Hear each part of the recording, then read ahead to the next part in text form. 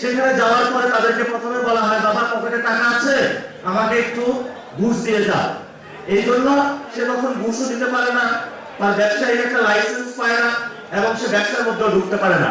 তো তাহলে আমরা যদি আমাদের তরুণদের যদি আপনারা এমন একটা পরিস্থিতি চালাতে রাখেন যে এখানে শুধু গ্যাংস্টার মাফিয়া এবং সরকারের আনুকূল্যে যারা যাবে তারাই ব্যবসা করবে, তারাই বাণিজ্য করবে, এবং তাদের মদতেই পূর্বাঞ্চল থেকে বিভিন্ন জায়গায় নদী ঘাট বালু গাছ কোনো কিছু তাদের নজর থেকে কোনো বাদ যায় না, সব কিছু তারা দখল নিয়ে তারাই ব্যবসা করবে। তাহলে আমাদের বাংলাদেশের তরুণদের কি হবে? আমরা এই প্রশ্নটা আপনাদের কাছে রাখতে চাই। তো আমাদের এখানে একটা বিষয় আছে, সেটা হলো হয়তো আমাদের মৃত্যু অথবা আমাদের ফাইট করে সামনে আগাইতে হবে। আমাদের অধিকার কেউ ওনারা দিবে না, ওনারা হলো ওল্ড গাছ, ওনারা একটা পুরাতন বন্দোবস্ত আছে যে সব কিছুতে রাজি আছে, কিন্তু আমার হলো জায়গাটা ছাড়তে রাজি নয়।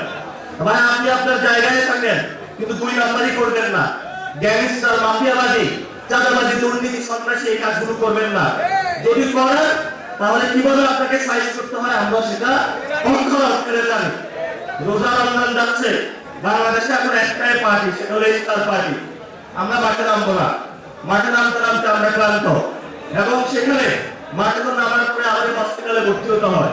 এমন একটা অবস্থা, আমাদের হসপিটালে যে গিয়ে এই যে সরকারের আন্দোলন এগুলোতে যে চিকিৎসা দিব সেই টাকাটাও আমাদের পকেটে নাই।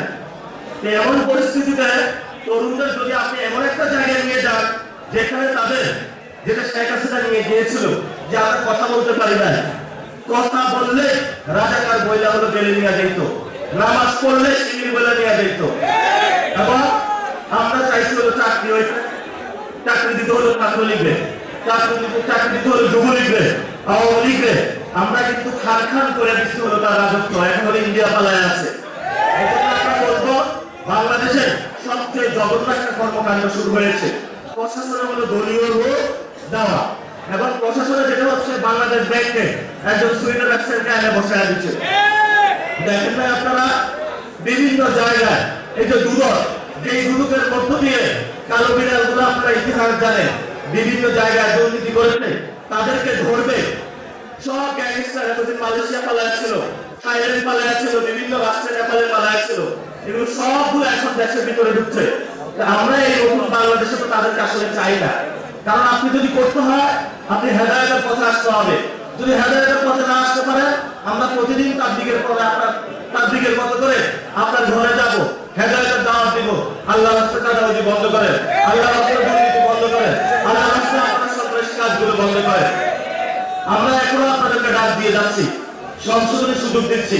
আমি শেষ করছি, যদি সংশোধন না হন তাহলে আপনারা ভয়ঙ্কর পরিস্থিতি কিন্তু তরুণদের মোকাবেলা করবেন। এখন আমরা কথা বলছি, কিন্তু সামনে কিন্তু আমরা কথা বলবো না। আমাদের এখন মুখ চলতেছে, সামনে সবকিছু চলবে। আমাদের হয়তো মৃত্যু অথবা নতুন বাংলাদেশ গঠন, এক চুলো কেউ এটাকে আমাদেরকে সহাইতে পারবে না, কারণ আমরা এক আল্লাহ ছাড়া কাউকে ভয় পাই না। এটাই হলো আমাদের জীবনের, তিনি রিজিক দাতা, মালিক দাতা, ওনাকে ছাড়া আমরা কাউকে ভয় পাই না, কাউকে আমাদের পুরা টাইম নাই।